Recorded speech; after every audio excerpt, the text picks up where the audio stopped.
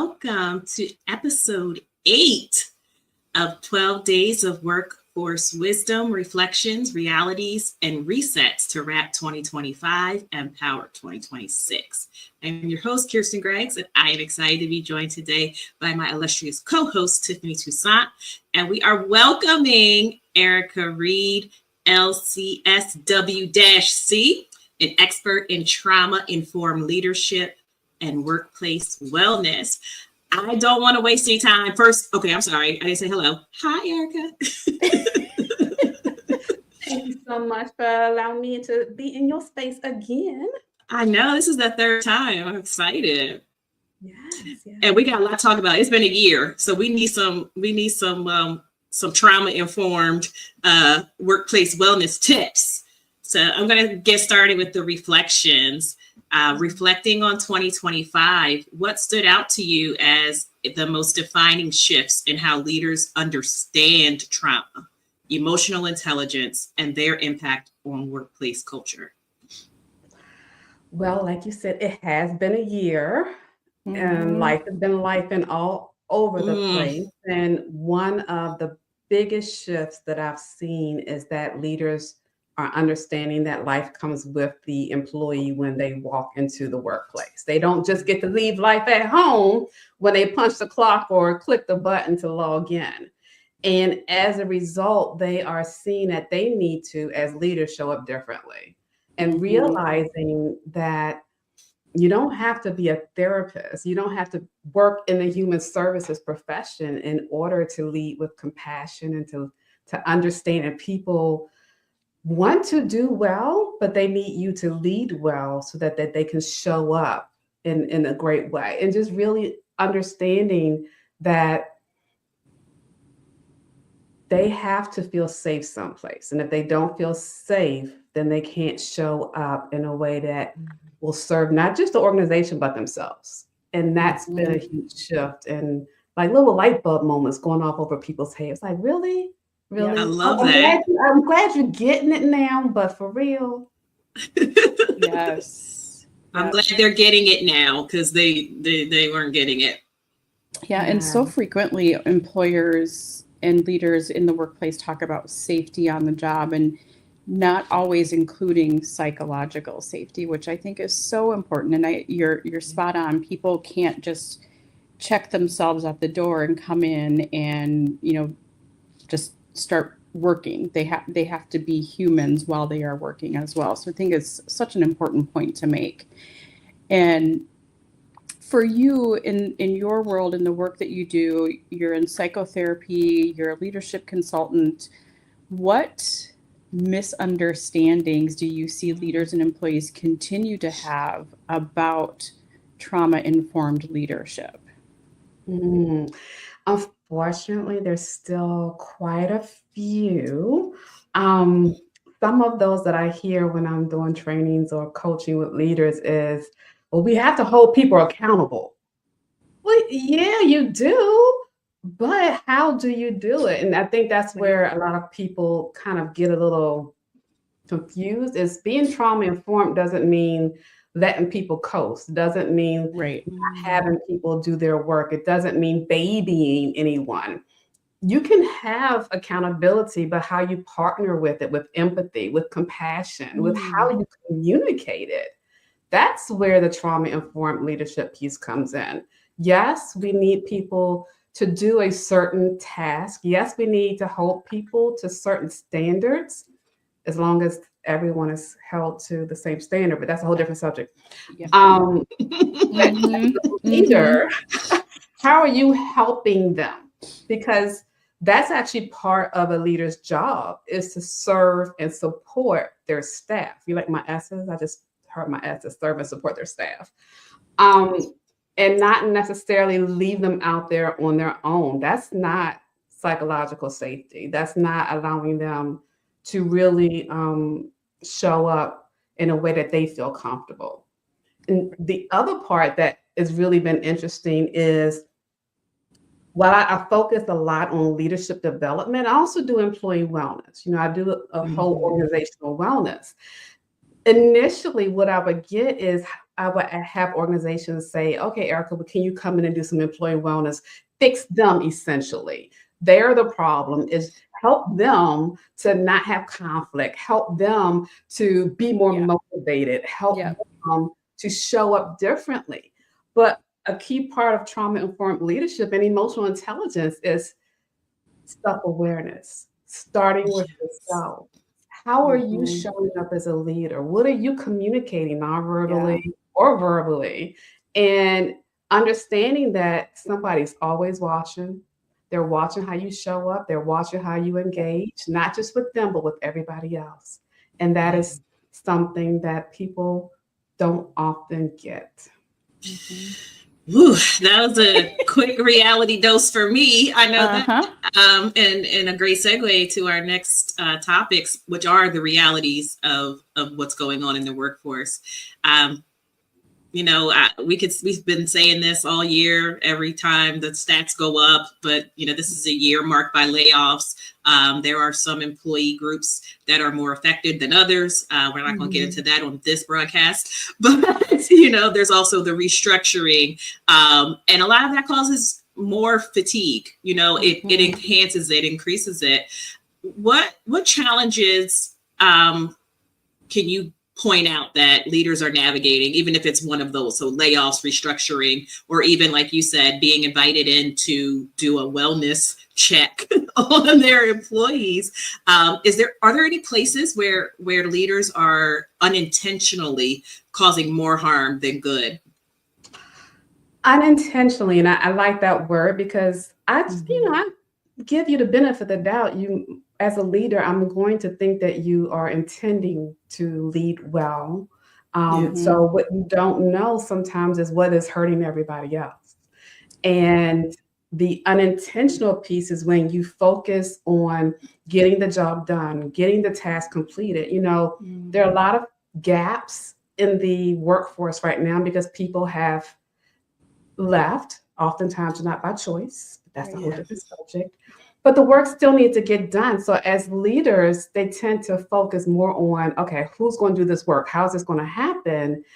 And they over communicate on that piece, and they under communicate on the emotional impact that everything is having on the remaining folks, right?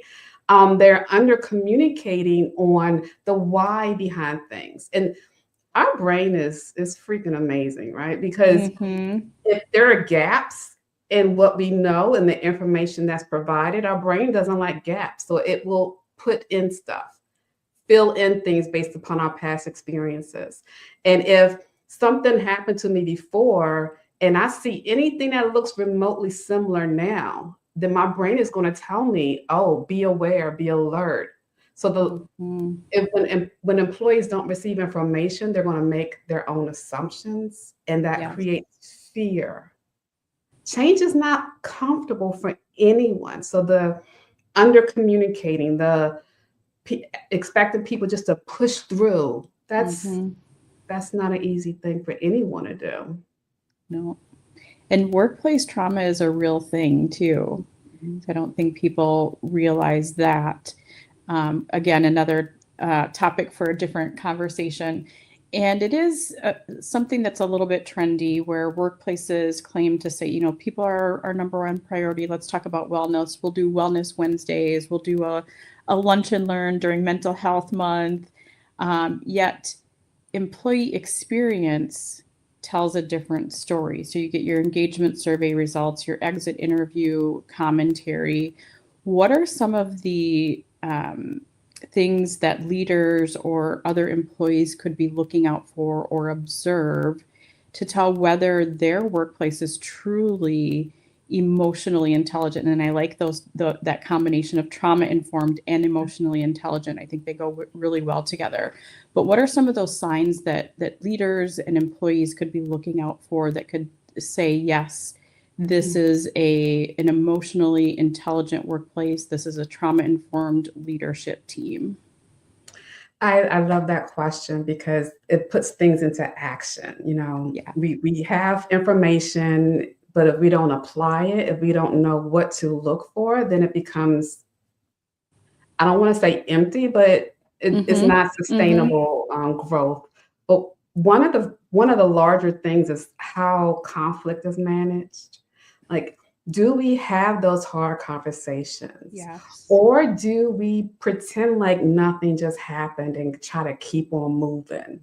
Is the manager actually picking up on tension that's happening among the team members and dealing with their own discomfort with Right. conflict and addressing it? Or are they just hoping it blows over? The other part, and it feeds to what we were talking about before about psychological safety, a key part. We hear these phrases, these big words like emotional intelligence and psychological safety, even the smaller ones like empathy. People hear them, but they're like, okay, how do I do it? Yes. One key way a leader can create an environment that leads to people feeling more safe. Notice I said leaders can't create safety. They can't make you feel safe, right? But they can do what they are in charge of, what they have control over. And one of the larger things is, how do you respond when somebody is human, meaning they're not perfect, meaning they make a mistake? Do people feel that they can come to you if they are challenged, if they're struggling?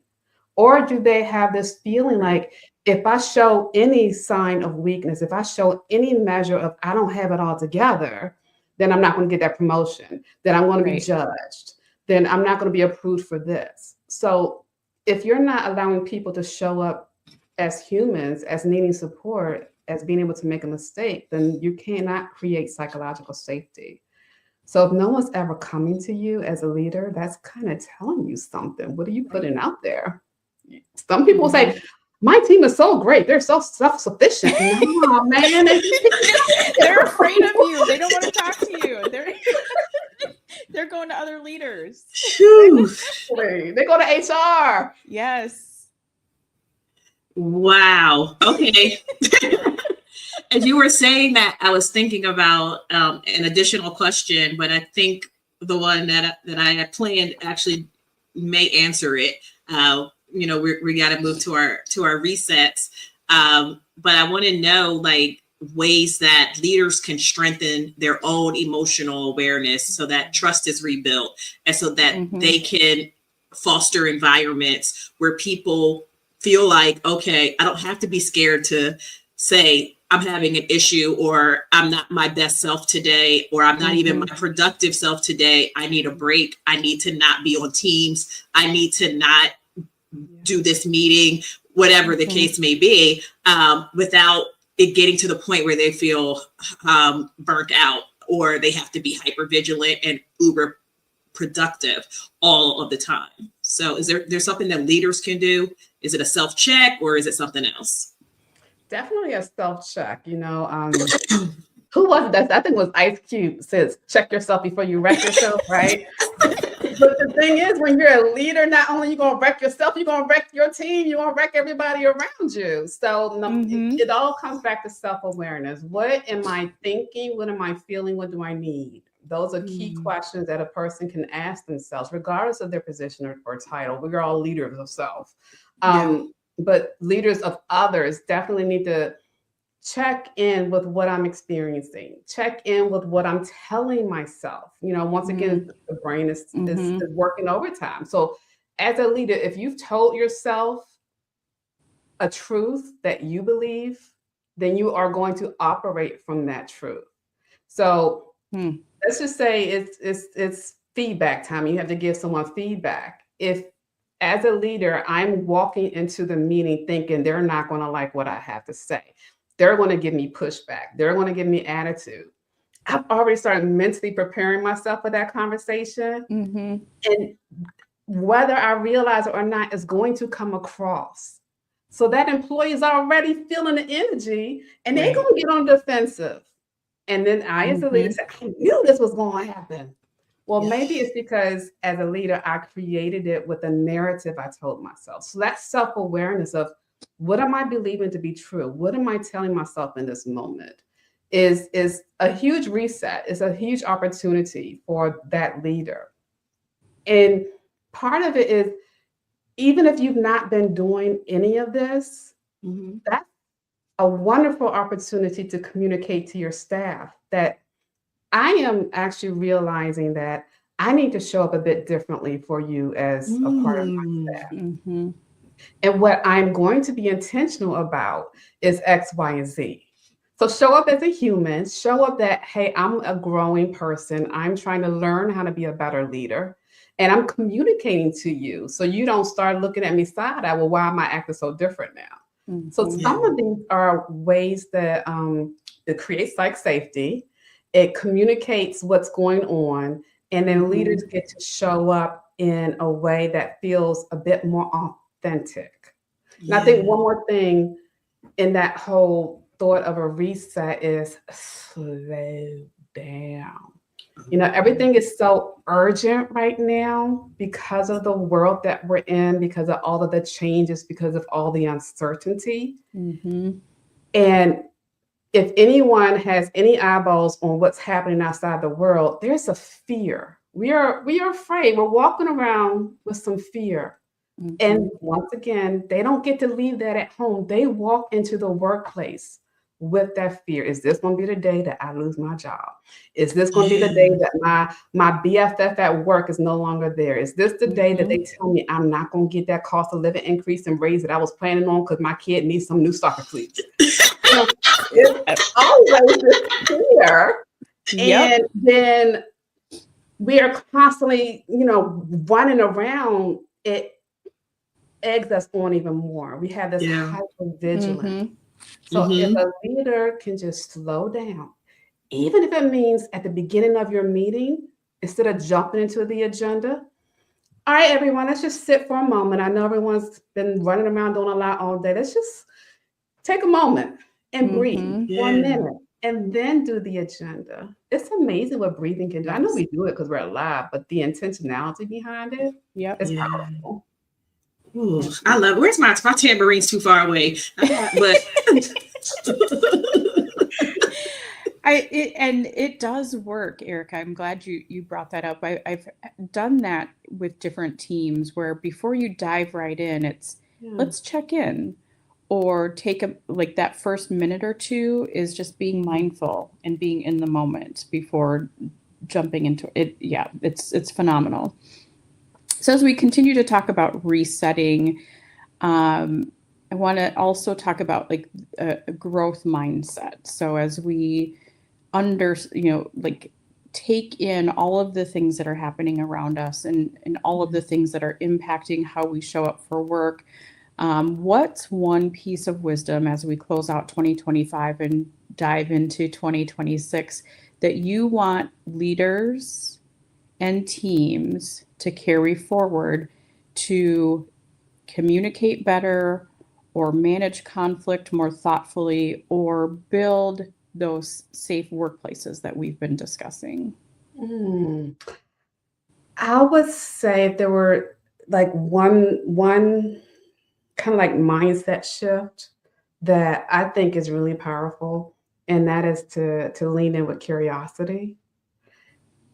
When we lean in with curiosity, then that number one tells us that we know we're not perfect, we don't know everything, and we don't have a fixed or rigid mindset. Mm-hmm. When we lean in with curiosity, it allows us to hear people differently. It allows people to share their experiences in a way that they think is going to be received. And it allows connection and commonalities to be found and formed. And curiosity also allows us to find new solutions, to collaborate differently instead of just saying, well, I'm just going to keep my head down, stay in my lane, and do my job. Let me see what else is out there. What else? Who might need my support? How someone is doing it? They seemed a little bit off today. Let me just Mm-hmm. check in. And that doesn't mean you gotta get in somebody's business or try to be their therapist. Please don't do that. We want to maintain some professional boundaries. No. But you could show up as a human, like, hey, you seemed a bit Mm-hmm. quiet today in the meeting. How you doing? Anything going on you want to talk about? They could say, no, I just had some stuff happening, but thanks for checking in. And they feel seen. They don't feel Yes. like they don't matter because someone noticed them. That Yes. little thing makes all the difference. Absolutely. And you talking about curiosity, I want to shift a little bit to get toward the closeout of our conversation here, but I am curious about what your favorite holiday tradition is. I think what you did there, I really like that. That's why KG invites me back. Yes. This is why. I mean, you can't trust everyone to be on your platform, and you definitely can't trust everyone to co-lead on your platform. So if there is something that I do right, it's that. So cheers to me. Yes. Holiday tradition, Christmas tradition. Every year we get everyone in the family gets a new Christmas ornament. Aww. And the ornament is kind of like a reflection of where you are right now, or the year that you've had. And it's really interesting to kind of look back at the years on the tree. There was one year, my youngest, I swear, if it was a struggle to get him to eat anything other than a cheeseburger. And we actually found a cheeseburger ornament. There are worse things than cheeseburgers, though. Yes. But you could get something else. I mean, my oldest, I love that for him. He is the spirit child. Listen, me too. Cheeseburger. Yes. Another cheeseburger ornament. I'm going to send that over there too. We have a turtle on our tree because my oldest had gotten a turtle as a pet. So it's a wonderful way to see where we have been as individuals and as a family. Yeah. Mm-hmm. And just knowing that we don't stay the same people. We grow, we evolve, but we always are able to just stay connected. And I love that tradition. Sarah has the same tradition. She was on the show earlier, I think episode 3, and she's at the point now her children are grown, but their oldest now has his own tree, his own family, and they were able to pack up the ornaments and give them to them, the same as her mother did for her. So I love that you guys are able to like carry these traditions over and over, and now they're going to be like, those are generational traditions. Yes.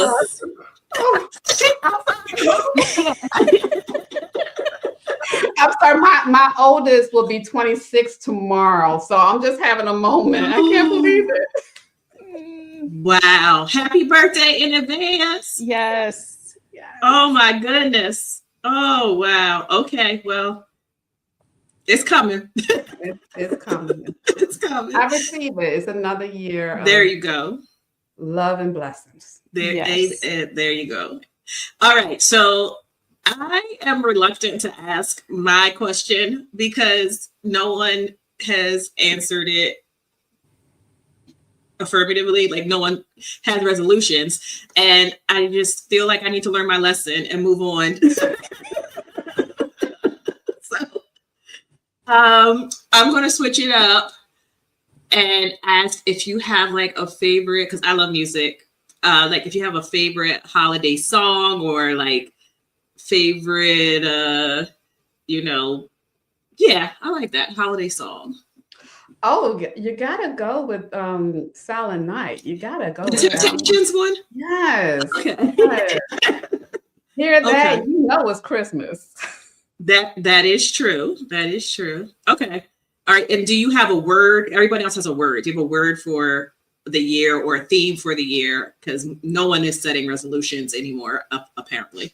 Yeah, I don't set resolutions, but we didn't need to. I mean, I understand. That's I got it. I love vision boards. So I do a vision board every year and actually lead a vision board workshop every year, the first Saturday of the month. Okay. So it's a powerful way to start. And it's not a vision board party where, we get together, we make pictures or whatever. It's vision is powerful. And then from that, we create goals. And the goals have long-term, short-term goals. There's actionable strategies that you apply so that you don't get to March or figure and be like, what happened? No, we're going to make sure it's consistently done. So that's what I do. And actually my vision board is right there. It stays in my line of vision right above my computer. So that's my jam. That's what I like to do to start the year. Okay. Love it. Mine is on my phone. Yeah. So I see it because we're on our phone all the time. So it's my screensaver every time I see it, and I have it printed out too, but I can't I can't reach it. I'm sitting further back than I usually do. But can you just give folks information? Is there time to sign up if people want to do that for your vision board workshop? Oh, for sure. So you can go, it's an Eventbrite link, but you can go straight to my website, leadingwellsolutions.com, and be able to register there. It is a virtual event, so no matter where you are, you can make it happen. And it's a digital vision board so that you can, save it to your phone as a screensaver. You can print it out like I like to do. It's Saturday, January the 3rd from 10 a.m. to 2 p.m. Eastern Standard Time. Awesome. And it's not just about the vision, but we do the work. We do the work to make sure that you remove the barriers that keep you from accomplishing those important things in your life. I love it. All right. We will make sure to get that circulated with your episode when it airs as well. But thank you again for being here. It's always lovely to talk to you. Thank you, Tiffany, for helping lead the conversation. And we will see you next time on episode 9. Happy holidays, everyone.